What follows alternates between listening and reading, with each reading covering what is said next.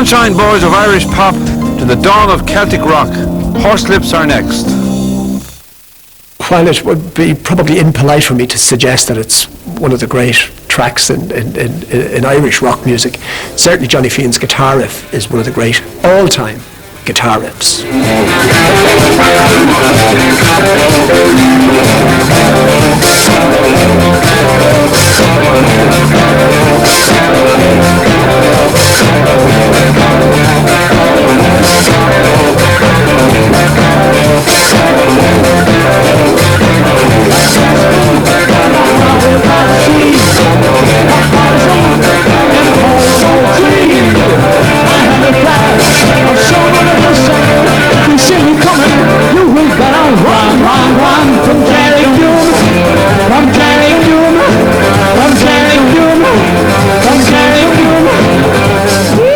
We wanted to be in a rock and roll band. We weren't from the Mississippi Delta. So we were toying with the raw materials that we had at our disposal. And the ones that were indigenous were the native traditional tunes that had been knocking around for hundreds of years. So playing those in electric instruments was all part of an experiment, essentially. We modified, or in another way of putting it, we stole our traditional tunes, and it's a great tune, it's a great march. So we figured, yeah, this is something really interesting to do.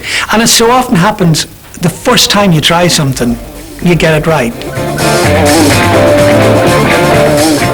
I have no real understanding of where this Dearg Doom came from, other than he was an anti-hero, and there was a great anti-hero in the Marvel comics called Dr. Doom, who was the nemesis of the Fantastic Four. And then there was this Dearg being red, being Ulster's bloodied red hand. So it fell together as Dearg Doom, and it just seemed to stick. And as well as that, it had a sort of, if you like, a Kabbalistic resonance to it.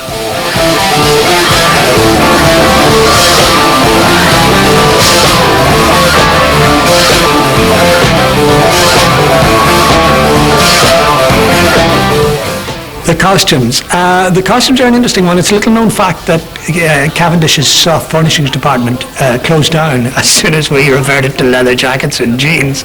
I don't think Dearg Doom would have been half the tune it was without yellow velour. Shakespeare was a great believer in the buskin boot, and I think platform shoes and high heel boots were very much the buskin boot. I mean, there was an element of pageantry involved. So at that time they were made of leather. So it was, we weren't able to get any authentic wolf skins, but it was the next step to basically sort of being the survivalists.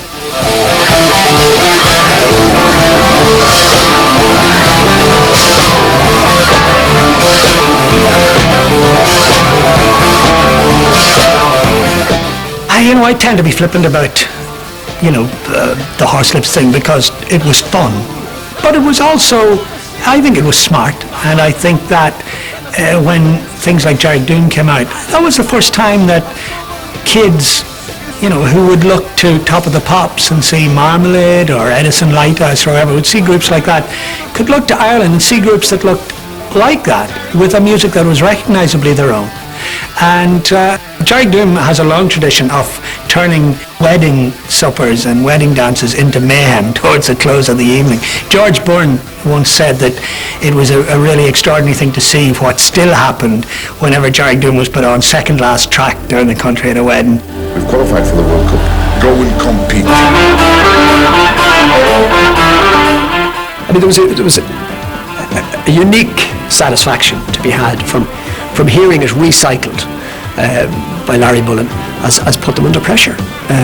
It was an acknowledgement of my initial gut reaction that there was something timeless and primal about this particular riff, and it became what Piers probably meant it to be, a grand alternative national anthem.